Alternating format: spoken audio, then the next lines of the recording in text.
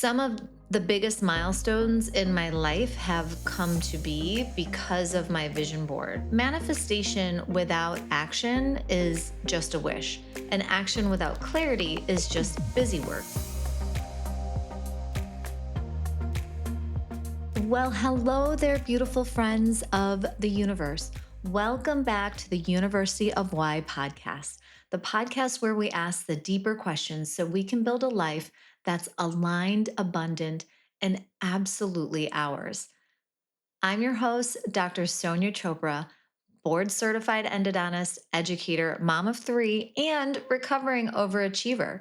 And today I want to talk to you about a little ritual that's super special to me that helps me stay grounded, allows me to dream big, and get clarity on where I want to go, not just in business, but also in my life. So, we're going to talk about something that I've kind of alluded to on previous episodes. We're going to talk about the vision board. And I want to share with you how I create my own personal vision board. Now, some of you may be thinking a vision board is just this Pinteresty little thing that you kind of glue pictures on. And yes, that's kind of what it is, but it's deeper than that. Your vision board is supposed to be super intentional. There's supposed to be deep meaning with everything that you place on this board.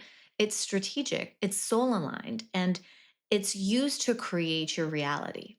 And there's one thing that I've learned that manifestation without action is just a wish. And action without clarity is just busy work. So, this is where I feel like a vision board is where those two things meet, where manifestation and action and your clarity, all of that comes together. And then it's a permanent reminder of, again, where you want to go, what that path is supposed to look like, feel like, all of those things. So let's dive in. So I believe in vision boards. I don't think they're just woo. I think there is science behind all of this.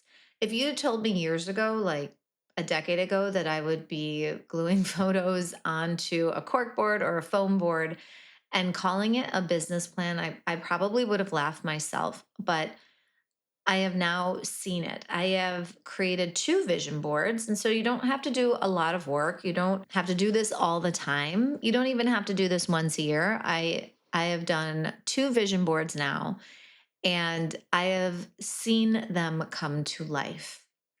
And really, what it does is it really connects me with my deepest desires and my dreams. Some of the biggest milestones in my life have come to be because of my vision board. Like, I'm going to show you my first vision board, and you're going to see that I built my team around how I wanted to feel around my team. I built my own personal character. I landed a TEDx talk, and all of those would not have been possible had I not done this vision board. So, I think they really truly work, and if you want to know why, number one, they train your subconscious. So every time you see your vision board, your brain registers those images as familiar, less scary, and more achievable. It's almost like you're training your brain to think like that version of me already exists. And when that happens, these things just manifest a little bit more easily. They also ignite your nervous system. The images that you're going to pick are going to evoke emotion, and that emotion is what's going to fuel action. Okay, so it's almost like this energetic imprint that constantly happens by just being in the presence of your vision board. Okay, so there is a little bit of science behind this. And number three, your vision board brings you clarity. So when you're forced to choose on what goes on that board, you're making a decision. You're not being wishy washy about what really matters to you. You're actually aligning with it, and you're putting this focused energy on what you want to be a part of your life. So, yes, I believe in energy, but I also believe in neuroscience. And this tool lives at the intersection of both woo and science. All right. So, You're going to need some tools. You're going to need time. You're going to need some special tools. You can get a foam board. You can get a cork board. I personally like to get cork boards because sometimes I will want to move my pictures around because I'm a little wishy-washy in the moment until I get the feeling that, yep, this is the home for this picture on my vision board. So I like something that isn't doesn't require glue because glue is kind of permanent. And I do think that we should also allow space and freedom to change and evolve. So I like thumbtacks, I like a cork board, and you can start with a small board in the beginning, and then you can kind of grow into a bigger board, which is what I did. I think step one really is purchase your stuff. Okay. Get your materials. And then step two is give yourself a little bit of time to reflect. Don't just jump into the vision board, actually give yourself reflection time. So before I do anything, sometimes I'll just kind of pop open a magazine, right? Go to the grocery store in the checkout aisle, grab a few magazines, allow these things to be a little bit of inspiration for you. Maybe you want to connect with some places to visit or some places to travel to, right? Ask yourself questions like, what did I love about this past year? Where did I feel most aligned? And then where did I feel most resistant? Because you also want to be able to release things. So ask yourself, what am I ready to release? This part is super sacred. So I like to light a candle. I like to get a little journal, a nice pen. I think the pen you write with is also important because all pens don't write evenly. So get yourself something special that makes you feel good. Go into your happy place and just be brutally honest. You are just sitting with yourself. There's no judgment here. Okay. And then start thinking about your focus areas. Okay. Think about, like I always say, my life book, but again, you can just think about the areas of your life that you want to work on, right? You don't have to be fully encompassing on everything, but think about your health, think about your family, think about your career and your business, think about your finances, think about your spirituality, travel, lifestyle, personal growth. Okay. Each of these categories are going to get its own special place on your board. Okay. So, yes, I'm very type A, but this is where that intentionality is going to come in. Okay. And remember that this process doesn't have to be done in one go. Okay. I'm a busy lady. I've got two bumping jobs. I've got three kids. I've got a marriage. I want to hang out with friends. So I'm going to do this in phases. So step one is I'm just going to reflect. Step two, shopping. Those can be interchangeable, right? Get your stuff.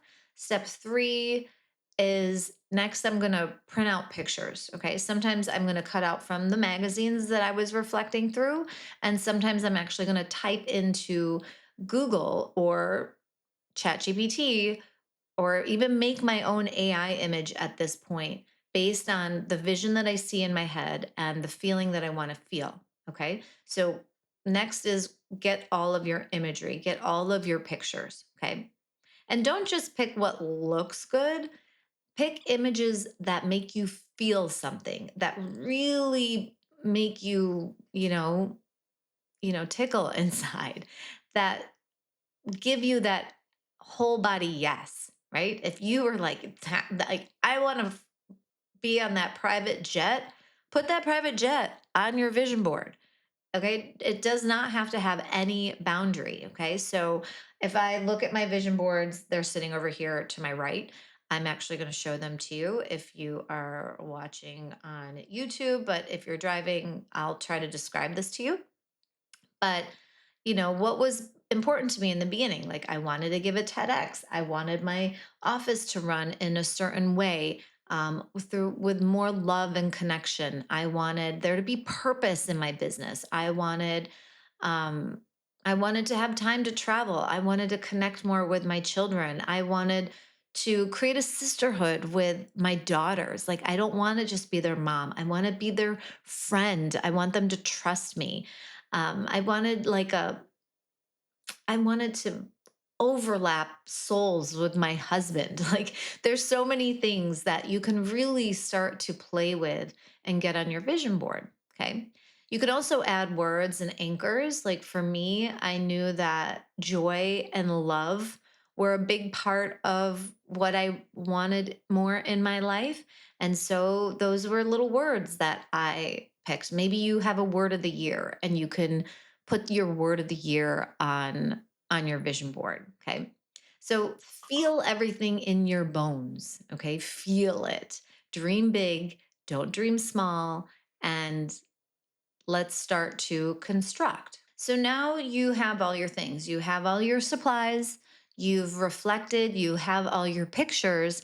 Now you want to construct, now you want to put everything on your vision board. So for me, what I did was I actually feng shuied my vision board. So you can feng shui your home and you can feng shui your vision board. So I was at an event, it was a Mind Valley event, and I listened to Marie Diamond speak. So I think you can find this anywhere online, but I found out what my energy number was. And I'm an energy number one. This is based on my birth date. And I learned what directions were important based on my energy number. So, for example, my success direction is southeast. So, if you're looking at your vision board and it's like a compass. My southeast corner is my success direction. So the bottom right corner, I'm going to put everything that relates to success in that corner. Okay. And so I put all my business, what I want my professional life to look like on the southeast. And then I learned that my relationship direction is south. So everything just in the bottom center of my board is going to be all about relationships, whether it's with my husband, my children, my friends, all of that goes in the bottom.